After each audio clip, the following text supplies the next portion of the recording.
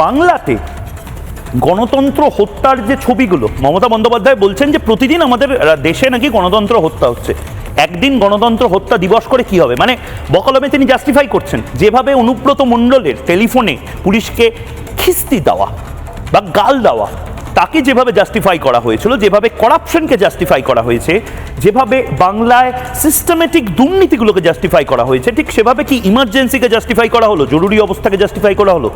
গণতন্ত্র হত্যা হয়েছিল, হ্যাঁ, সুপার ইমার্জেন্সি বিরোধীরা বলেন বাংলাতে ভয়ঙ্কর রূপে মমতা বন্দ্যোপাধ্যায়ের আমলে আমরা দেখতে পাচ্ছি। কিন্তু ইমার্জেন্সির শুরুটা তো ইন্দিরা গান্ধী করেছিলেন। ইন্দিরা গান্ধীর ইমার্জেন্সিকেও নিন্দা করার মতন এই মুহূর্তে অবস্থান মমতা বন্দ্যোপাধ্যায় নিতে পারছে না। কেন? তার মানে কি মমতা বন্দ্যোপাধ্যায় এই মুহূর্তে মনে করছেন কংগ্রেসকে চেক খেপিয়ে দিয়ে চটিয়ে দিয়ে লাভ নেই?